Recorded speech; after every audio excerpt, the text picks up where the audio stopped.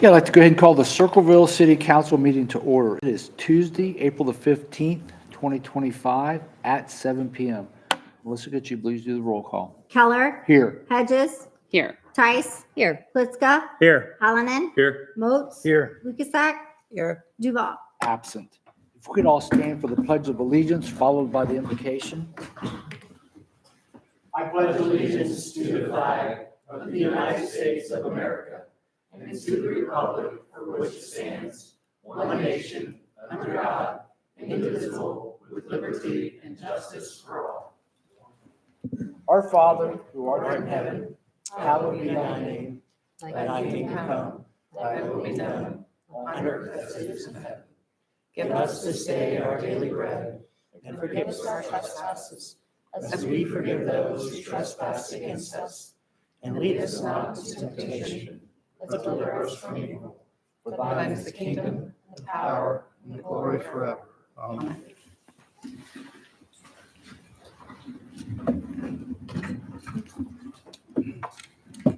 Council, you should have received a copy of two sets of city council meeting minutes.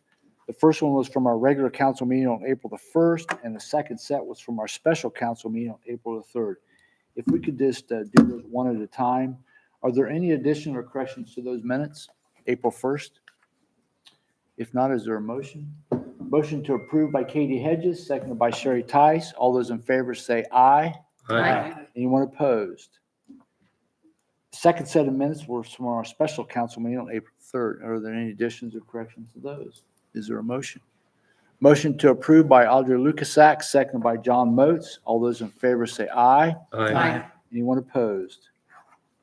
Thank you very much. Those minutes will be recorded.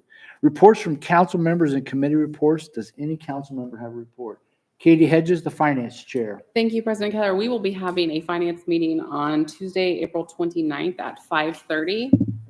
It is to discuss some upcoming budget issues regarding potential levy ideas regarding the safety levy and other cost-saving measures that we need to be considering. Okay, April 29th at 5:30, finance. Anything else? Sherry Tice, strategic planning chair. Thank you, President Keller. There is an ordinance on the agenda this evening that I will speak to when it comes up. We will be having a strategic planning meeting on May 6th at 5:30 to discuss our strategic plan from the Montrose Group, the ongoing development, and also the TIFs that are coming up. So everyone is invited to do that. P3 will be with us that evening. I'd also would like to make everyone aware that the high school art show for all of Pickaway County, including the 5 high schools, is going on now at the Arts Around Gallery on Main Street. So they're open, I believe, on Friday and Saturday evenings and Sunday afternoons. So everyone should stop in. There's some quality art down there. You can vote for your favorite school. Thank you very much. So Sherry, for clarity, the two pieces of legislation that were brought up during the public hearing will be heard at your committee on May the 6th at 5:30. Yes. Great, thank you very much.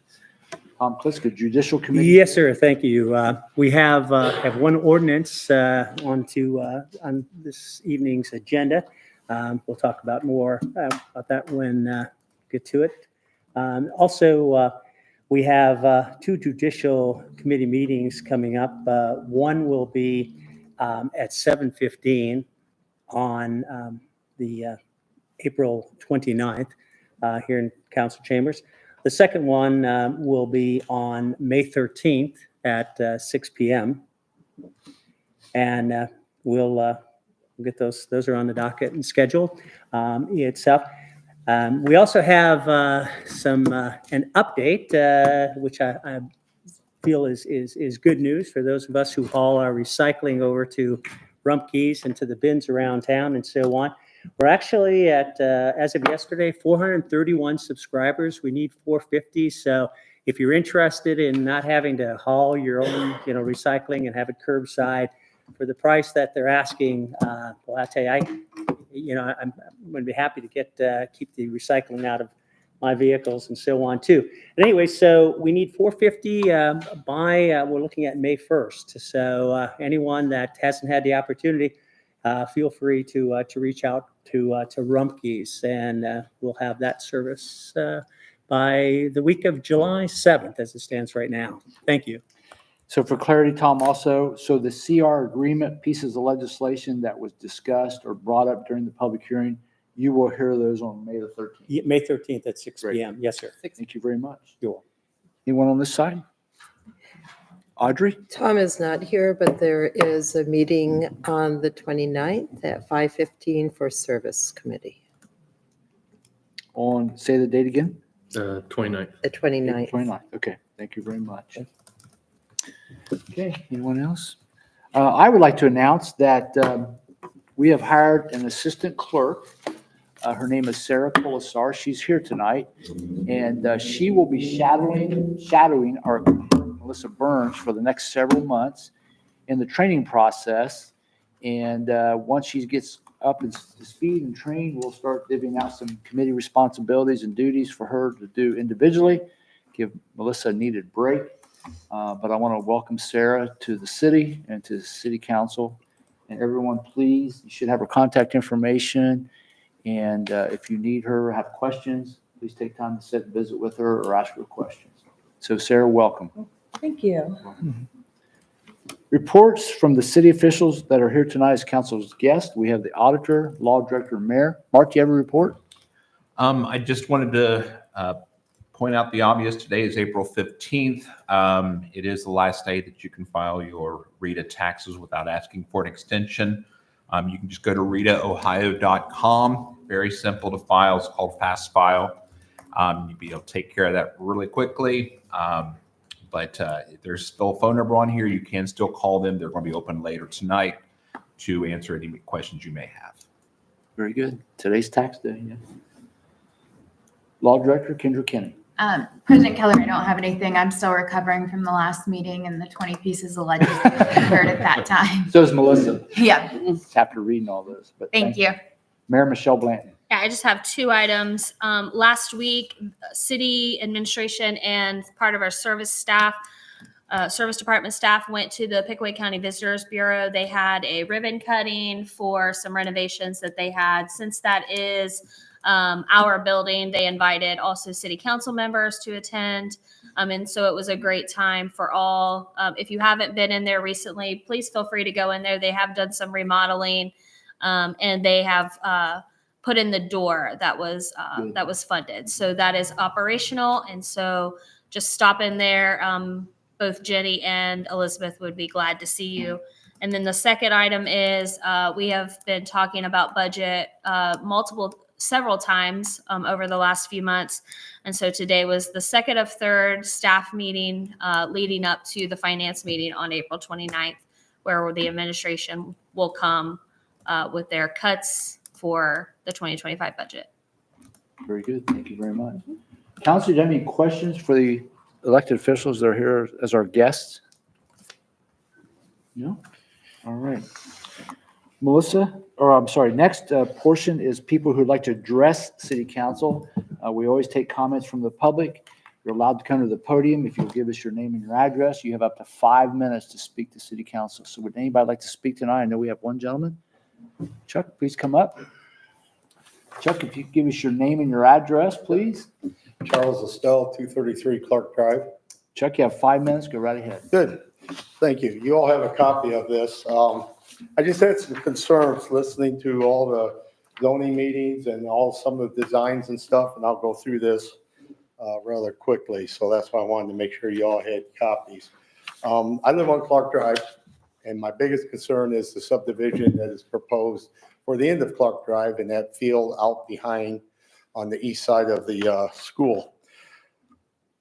There's a lot of concerns there, and hopefully some that you guys will recognize and have some feelings about.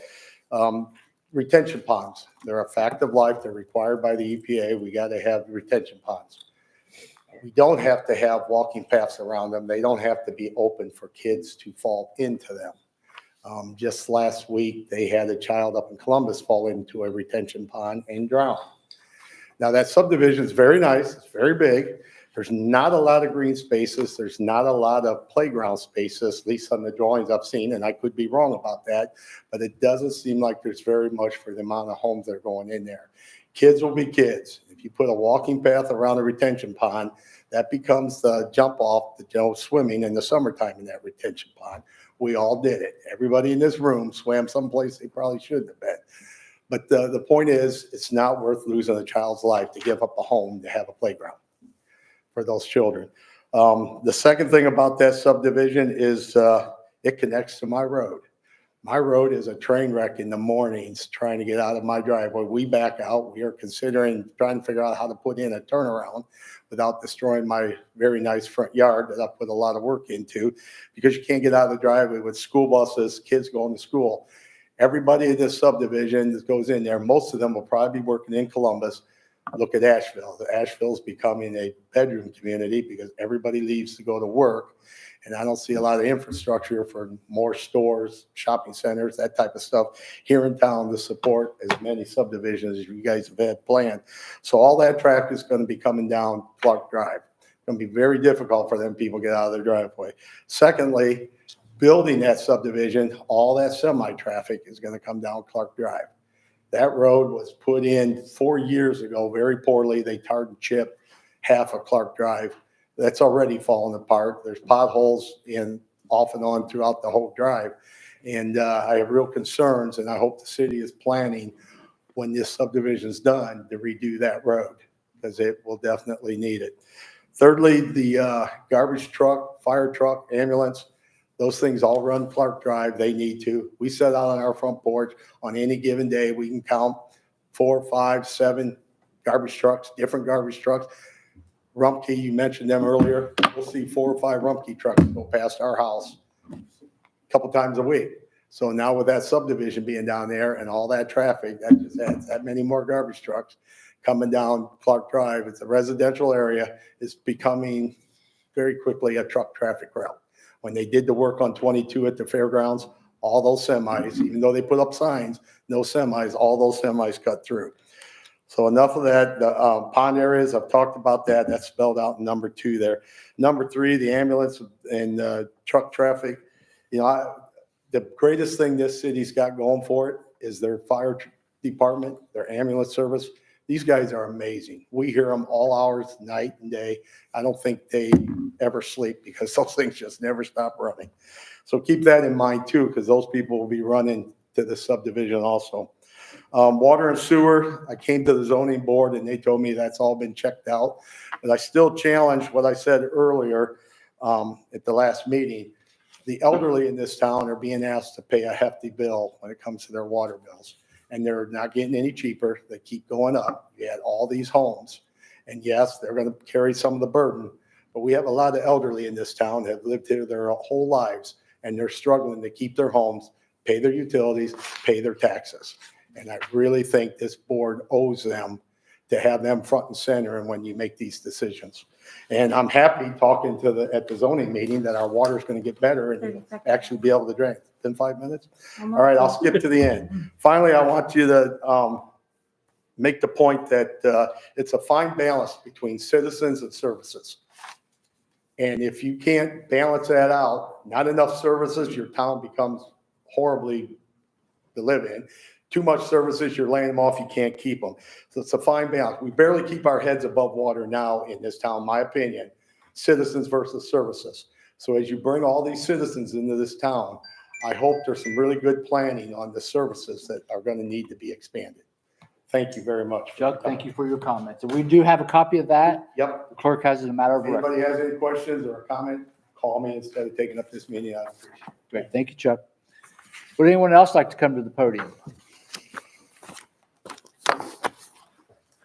No one else? Okay. Melissa, do we have any communication? No. No communication? That brings us to the legislative portion of tonight's meeting. So if you want to start with the first ordinance, go right ahead. An ordinance authorizing the mayor and/or director of public service to apply for and accept pedestrian bicycle special solicitation funds through the Ohio Department of Transportation and declaring an emergency. Council, you've heard the first reading of this ordinance from the Strategic Planning Committee. Sherry? Thank you, President Keller. Yes, this ordinance came through and it is what it says. ODOT has funding for studies to study bicycle traffic and pedestrian traffic in the city.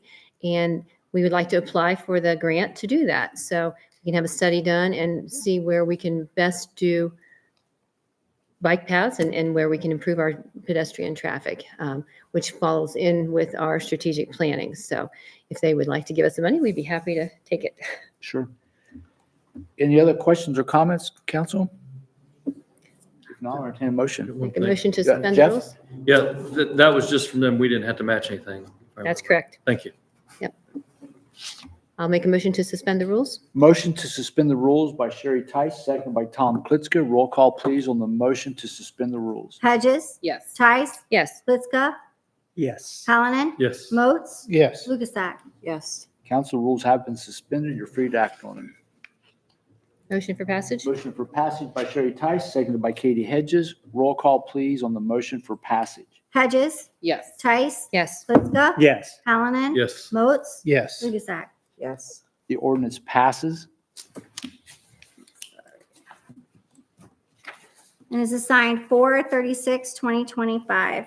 An ordinance to amend the zoning district of 0 Lancaster Pike parcel A01-0-001-00-250-03 and parcel number A01-0-001-00-249-04 from AG Agricultural District to PUD Planned Unit Development District. Council, you've heard the first read of this ordinance from the Judicial Committee. Tom? Yes, sir. Thank you. Noted that this ordinance is only to amend the zoning itself. There'll be additional ordinances put together as we move forward.